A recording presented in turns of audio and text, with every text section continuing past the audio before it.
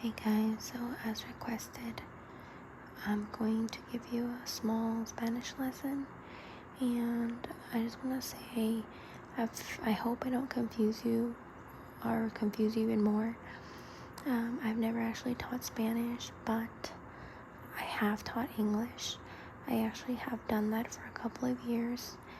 When I went to Mexico from the US, I taught English for many years. So yeah, I have done that, and I try to kind of show you the way I taught English to those people, because it worked. It was very successful. They speak English now, so hopefully it works the other way around also. So anyway, so I'm sorry. I was waiting for the noise to stop, because it's raining really hard and the cars are passing by, so I hope you can't hear it too loudly. Anyway, so first we have the word español here. Español means Spanish. I just wrote it to show you this little letter. It has a squiggly thing at the top, and so this letter exists in Spanish and it does not exist in English. So I laid out the alphabet for you also, so that you can see which letters exist in Spanish that don't exist in English. So we have the letter A, B, C, D, E, F, G, H, I, J, K, L, Y. So this letter also exists only in Spanish. They're two L's together, and they make the Y sound. So they're not the L sound, it's the Y. Y, M, N, Ñ. So this is another letter that doesn't exist in English. Ñ. It makes it sound. O, P, Q, R, S, T, U, V, W, X, Y, but some people say Y, but I think originally it's supposed to be Y, and Z. So yeah, I mostly put the alphabet here for you so that you would see those letters that exist in Spanish but don't exist in English. So there are 2 extra letters in the alphabet. So yeah. And down here we have the verb be. So I decided to start first by showing you the people. Sujeto is a subject. It's like the person that you're talking about in a sentence. So let me just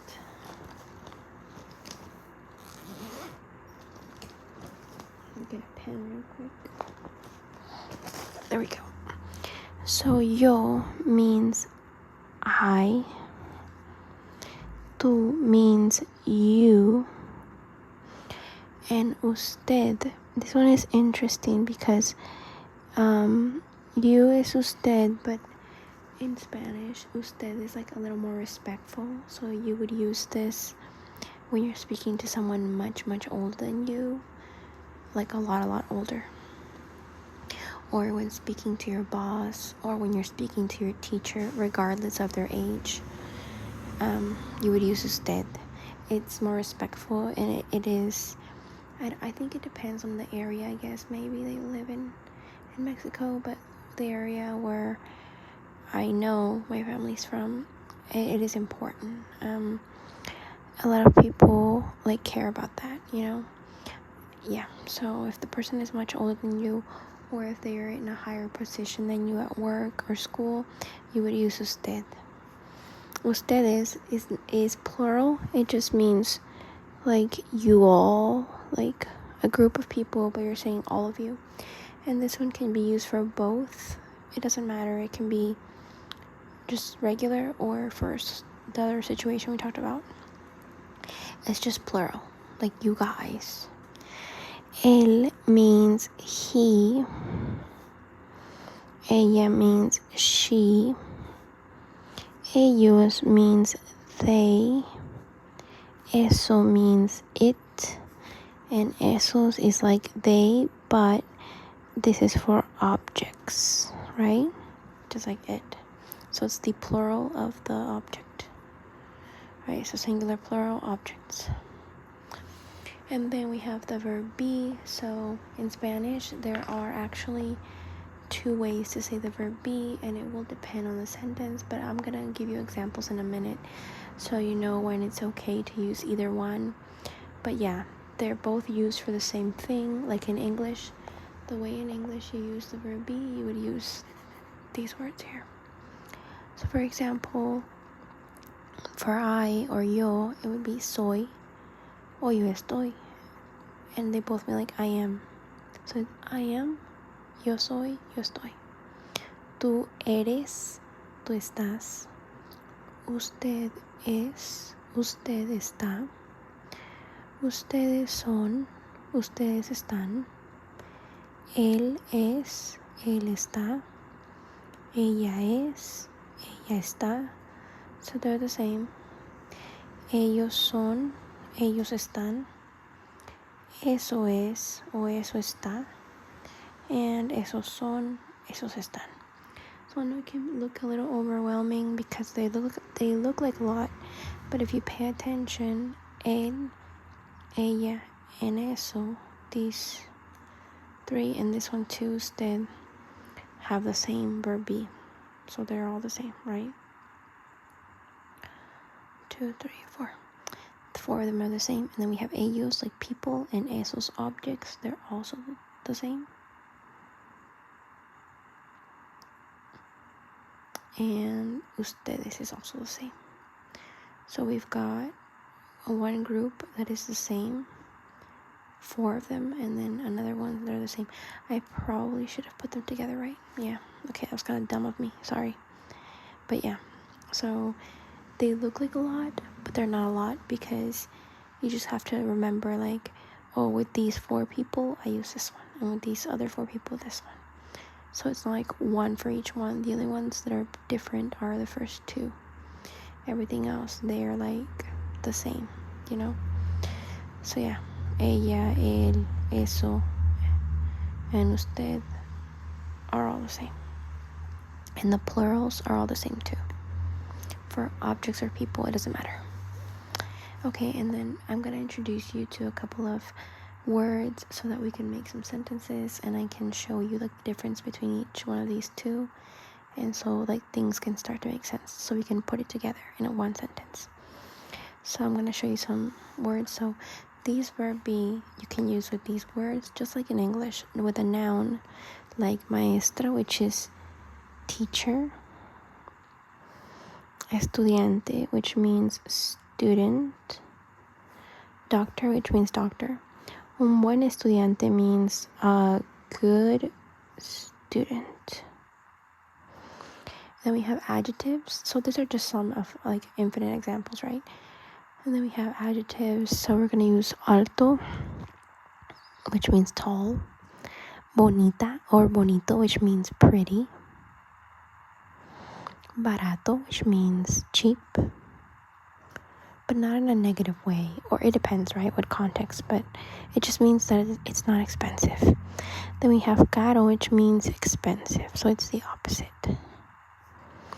And for places, we have, or lugares. So let's write it here in Spanish. Lugar is place, adjetivo and sustantivo.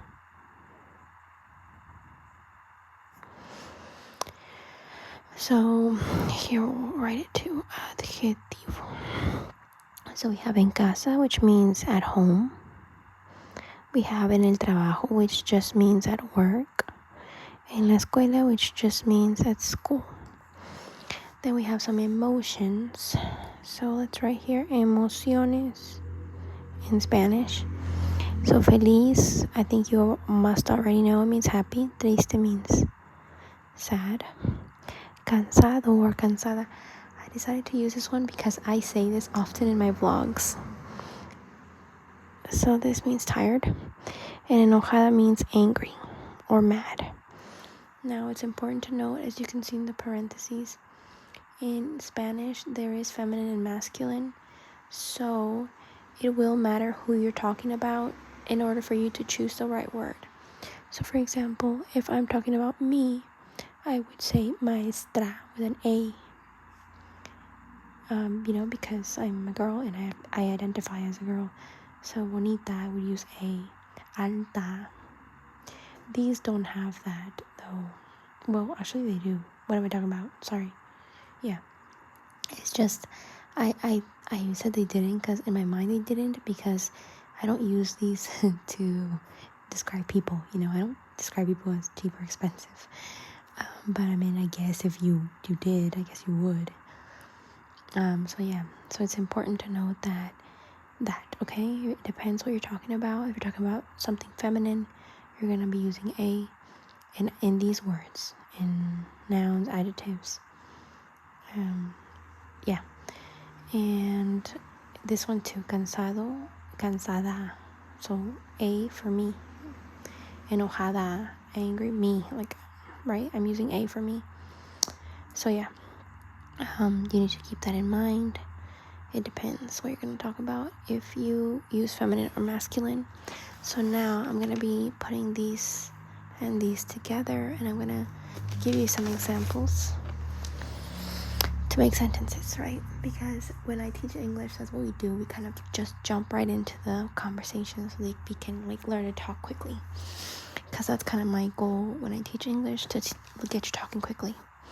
So yo estoy en casa would be I am at home.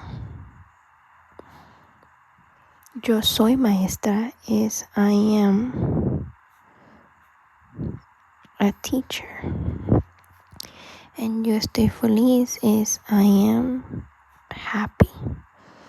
Now, I know you're probably wondering, when do I use this one and when do I use this one? Well, estoy, we are going to use it usually when we talk about physical place, like where you are physically. I would use estoy. So let's write here places. And soy, we're going to use more for nouns and for not emotions, for adjectives. We can use it for emotions, but I'll teach you in a minute, like, what's the difference.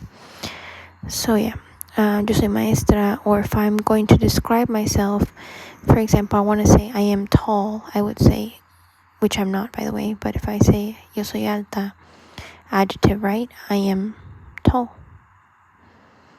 So yo soy would be more for nouns and adjectives. Estoy is more for places. Now, there is an exception, kind of, or I don't know what you would call it, with emotions. So I am happy with estoy is kind of like right now. I am happy now. But if I say yo soy feliz, it means the same thing. It means I am happy. However, this one means that I'm in general, or like always. It's like, this is my personality. Like, I am a happy person. So if I say in Spanish yo soy feliz, it's like I'm always happy, like in general.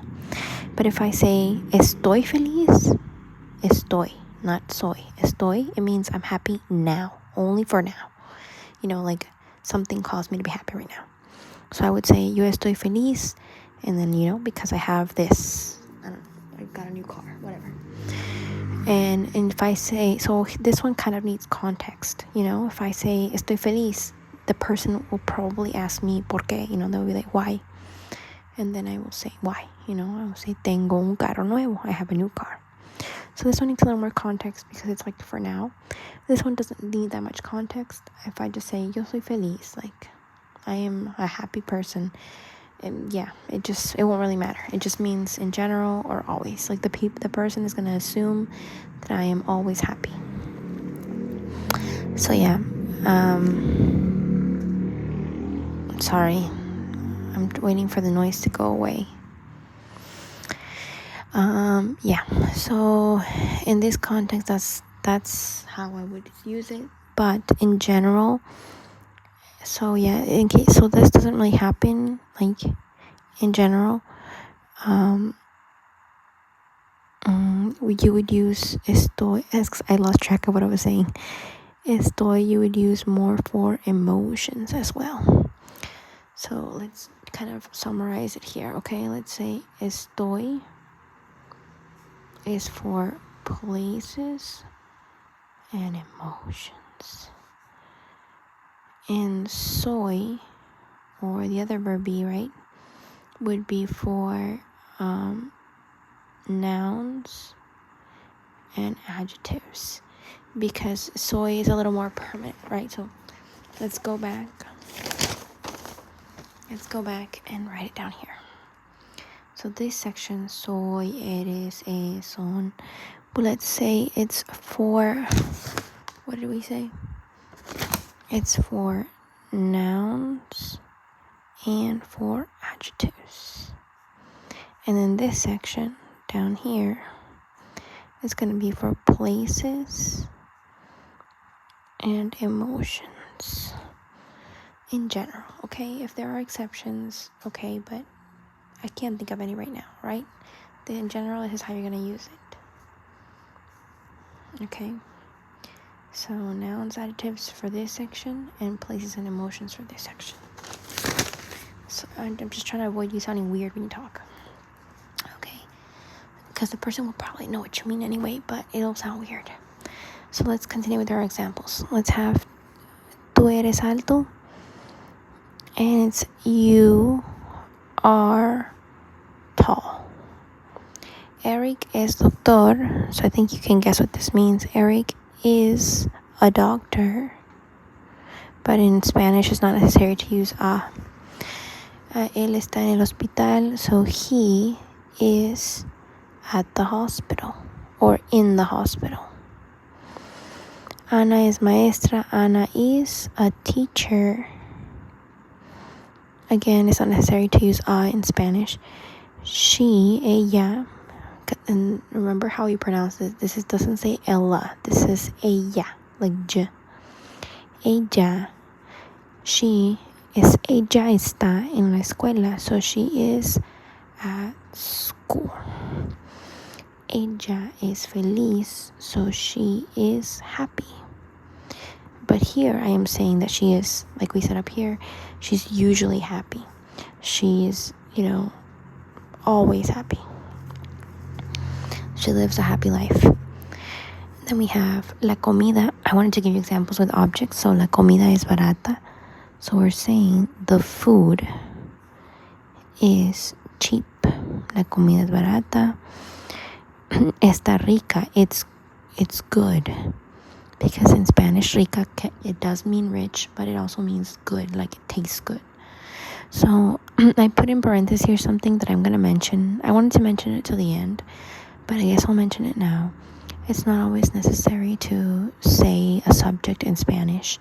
You don't always have to start the sentence with the name of the person. So I don't have to say eso here. I would just say the verb be, está rica. Mis zapatos están sucios, so it's my shoes are dirty. Están en mi casa. Again, notice how I didn't use they. I didn't use ellos. It's not common. I would just say this already means they're in my house. Están en mi casa. Now, usted es muy amable. Like we said, you are very nice. We said usted is for you, right? Like we said before, respectfully. Ustedes son graciosos. So you, like you guys, plural, are funny. So now I'm going to show you how we eliminate that subject. So like I said, in Spanish, it's not very common to say a sentence like this. In Spanish, it's more common to just eliminate this and just say, estoy en casa. So this sentence would be correct grammatically and in conversation, and it's also more common. I think it's just because it's obvious who I'm talking about. Because, for example, here, no one else uses this verb be. I am the only one who uses this one, so I guess it's not necessary, right? So it would be more common to say estoy en casa instead of yo estoy en casa. You can say it like this, it's fine, like I guess, but it's just more common, right? And a lot of people say it like this. Or yo soy maestra. Again, I can say it like this, and this is correct, but this is also correct if I just say soy maestra. Or I am happy, estoy feliz. So now, instead of the complete sentence, estoy en casa, soy maestra, estoy feliz. So it's a little more like fluent, kind of. A lot of people would say it like this. Well, for me or for other people who can hear a person speak, it's very obvious that it's not their first language when they use this a lot. Because in English you use I for everything. Well, yeah, I know that you want to do that in Spanish, but it's not necessary. You would just say like that. Or down here, like tú eres alto, you're tall, I would say eres alto. And remember, if I'm talking about a guy or, like a masculine, right? Yeah, I don't mean to be offensive. It's just how the rules are in grammar, okay?